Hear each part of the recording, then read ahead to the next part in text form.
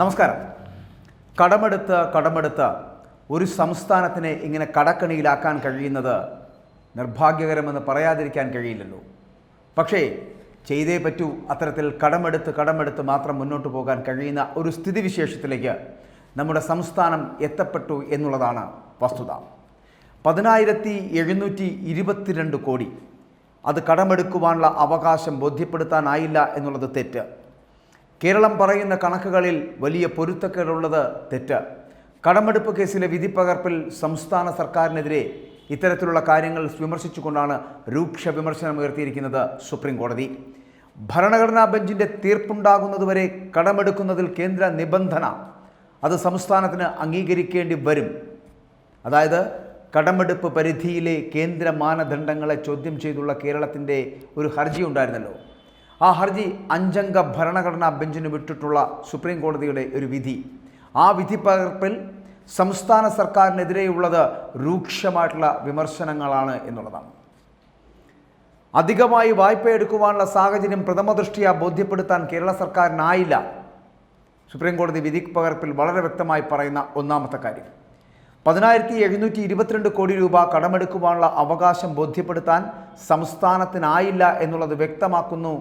അതാണ് കോടതി കേരളത്തിന് എതിരായിട്ടുള്ള കേന്ദ്രവാദം ശരിയെന്നും ഒപ്പം തന്നെ അധികമായി സംസ്ഥാനത്തിന് കടമെടുക്കാൻ അവകാശമില്ല എന്നും 2017 മുതൽ 2020 വരെ കേരളം അധികമായി തന്നെ കടമെടുത്തു എന്ന കേന്ദ്രവാദം ശരിവെച്ചുകൊണ്ടാണ് സുപ്രീം കോടതി കേരളത്തിൻ്റെ കണക്കുകളിലെ പൊരുത്തക്കേടുകളെ കൃത്യമായി ചൂണ്ടിക്കാട്ടിയിരിക്കുന്നത്.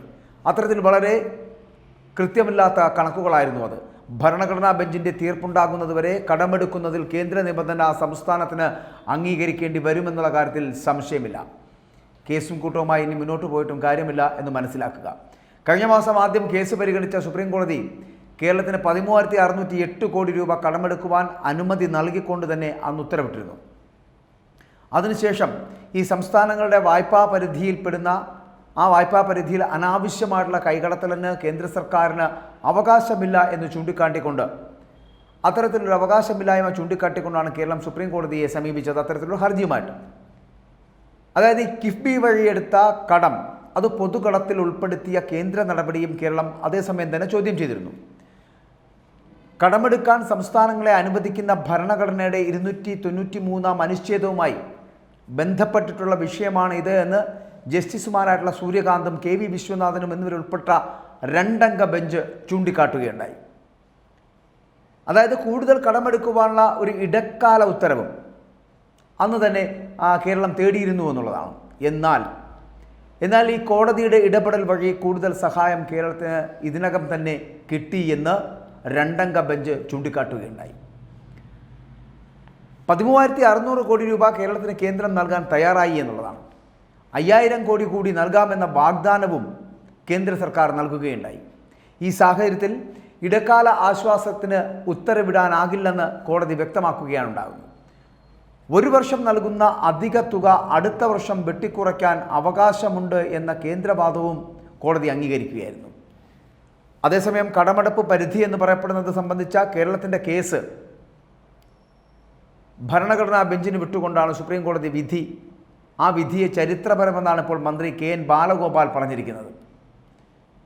വിധി മറ്റ് സംസ്ഥാനങ്ങൾക്കും സഹായകമാകുന്ന തലത്തിലേക്ക് എത്തപ്പെടുമെന്നും കേന്ദ്ര സർക്കാർ കോടതിയിൽ തള്ളണമെന്ന് പറഞ്ഞ കേസിനെയാണ് ഭരണഘടനാ ബെഞ്ചിന് വിട്ടത് എന്ന് പ്രസ്തുത ബെഞ്ച് എത്രയും വേഗം കേസ് പരിഗണിക്കുമെന്നാണ് പ്രതീക്ഷയെന്നും ബാലഗോപാലൻ വിശ്വസിക്കുന്നു. മന്ത്രി വിധി വളരെ പോസിറ്റീവും രാജ്യത്തിൻ്റെ ചരിത്രത്തിൽ പ്രധാനപ്പെട്ടതുമാണ് എന്ന് അദ്ദേഹം വിശ്വസിക്കുകയും ചെയ്യുന്നുണ്ട്. സാമ്പത്തിക കാര്യങ്ങളിൽ ഇത്തരത്തിലൊരു കേസ് രാജ്യത്ത് തന്നെ നടാടെയാണ് എന്ന് പറയേണ്ടി വരും.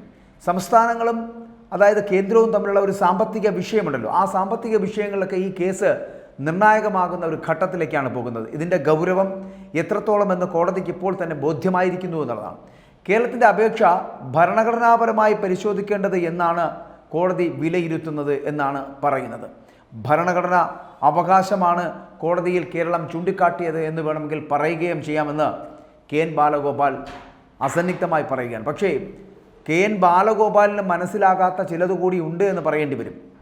10,722 കോടി രൂപ കടമെടുക്കുവാനുള്ള അവകാശമെന്ന് പറയപ്പെടുന്നത് എന്തിനാണ് എന്ന് ബോധ്യപ്പെടുത്താൻ കഴിയാത്ത ഒരു സർക്കാരിന് മേലിലാണ് അത് ഭരണഘടനാ ബെഞ്ചിന് വിട്ടു എന്ന് പറഞ്ഞ് വലിയ തള്ളൊക്കെ തള്ളിയിരിക്കുന്നത് ബാലഗോപാലൻ. മറ്റൊന്ന്, കേരളം പറയുന്ന കണക്കുകളുണ്ടല്ലോ, ആ കണക്കുകളിലൊക്കെ വലിയ പൊരുത്തക്കേടുകൾ ഉണ്ട് എന്ന് തന്നെയാണ് സുപ്രീം കോടതി ചൂണ്ടിക്കാട്ടുന്നതും. അതായത് കടമെടുപ്പ് കേസിലെ വിധിപ്പകർപ്പിൽ സംസ്ഥാന സർക്കാരിനെതിരെ വലിയ വിമർശനം, രൂക്ഷ വിമർശനമാണ് ഉന്നയിച്ചത്. പക്ഷേ ആ വിമർശനത്തെ പോലും അസഹിഷ്ണുതയില്ലാതെ വളരെ സഹിഷ്ണുതയോടുകൂടി പറയുകയാണ് സുപ്രീം കോടതിയുടെ വിധി എന്ന് പറയപ്പെടുന്നത് കേരളത്തിന് അനുകൂലമാണ് എന്നാണ്. അതായത് ഭരണഘടനാ ബെഞ്ചിന് വിട്ടിട്ടുള്ള ആ വിധിയെ കേരളം അംഗീകരിക്കുന്നു. കേരളം അംഗീകരിക്കാതെ മറ്റു വഴിയില്ല. സുപ്രീം കോടതി എന്താണോ സ്വാഭാവികമായിട്ട് ചെയ്യേണ്ടത് അത് നിയമപരമായി വളരെ കൃത്യമായി ചെയ്തു എന്നുള്ളതാണ്. 10,722 കോടി രൂപ അത് കടമെടുക്കുവാനുള്ള അവകാശം പക്ഷേ ബോധ്യപ്പെടുത്താനായില്ല എന്നുള്ളത് എന്തുകൊണ്ടാണ് ബാലഗോപാൽ മനസ്സിലാക്കാത്തത് എന്നൊരു ചോദ്യം ബാക്കിയാകുന്നുണ്ട്. ഇവിടെ 2018, 2019, 2019, 20 കാലഘട്ടത്തിലൊക്കെ അധികമായി കേന്ദ്രത്തിൽ നിന്ന് വരുമാനം കൂടുതൽ നേടുകയും ഒപ്പം തന്നെ കടമെടുക്കുകയും ചെയ്തിരുന്നു. ആ കടമെടുക്കുന്നത് 2021, 22 കാലവർഷങ്ങളിൽ തിരികെ പിടിക്കുവാനുള്ള ഒരു ബാധ്യത എന്ന് പറയപ്പെടുന്ന കേന്ദ്ര സർക്കാരിനുണ്ട്. അതുകൊണ്ട് തന്നെ വേണമെങ്കിൽ കുറച്ച് നൽകുവാനും കഴിയുമെന്നുള്ളതാണ്. എത്രയാണോ സംസ്ഥാനങ്ങൾക്ക് നൽകാനുള്ളത് അത് അധികമായി അവർ സ്വീകരിച്ചിട്ടുണ്ടെങ്കിൽ അതിൽ കുറവുള്ള പണം മാത്രം സംസ്ഥാനങ്ങൾക്ക് നൽകിയാൽ മതിയാകും. അതാണ് കേന്ദ്രം ചെയ്തിട്ടുള്ളത്. അല്ലാതെ കേന്ദ്രം ഒരിക്കലും ഒരു സംസ്ഥാനത്തെയും ഞെക്കിപ്പിഴിയാനോ അവർക്ക് കിട്ടേണ്ട അവകാശങ്ങളെ കൊടുക്കാതിരിക്കുവാനോ ശ്രമിച്ചിട്ടില്ല എന്നുള്ളതാണ് കോടതിക്ക് വരെ ബോധ്യപ്പെട്ടത്. പക്ഷേ അതൊന്നും കേരളത്തിലെ അന്തംഗമ്മികൾക്ക് മനസ്സിലായിട്ടില്ല. മാത്രമല്ല KN ബാലഗോപാലിന് മനസ്സിലായിട്ടില്ല. കള്ളക്കണക്കുകൾ പ്രചരിപ്പിക്കുന്ന പിണറായി വിജയനും മനസ്സിലായിട്ടില്ല.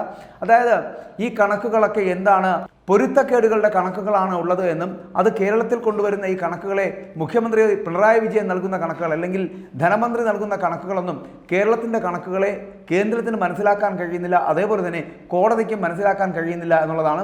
ഇങ്ങനെ കടമെടുത്ത് ഒരു സംസ്ഥാനത്തെ മുച്ചൂട് മുടിക്കുന്ന തരത്തിലേക്ക് ഭരിച്ചു മുടിച്ച ഒരു പ്രസ്ഥാനമായി CPM ഭരിക്കുന്ന നേതാവായി പിണറായി മാറി.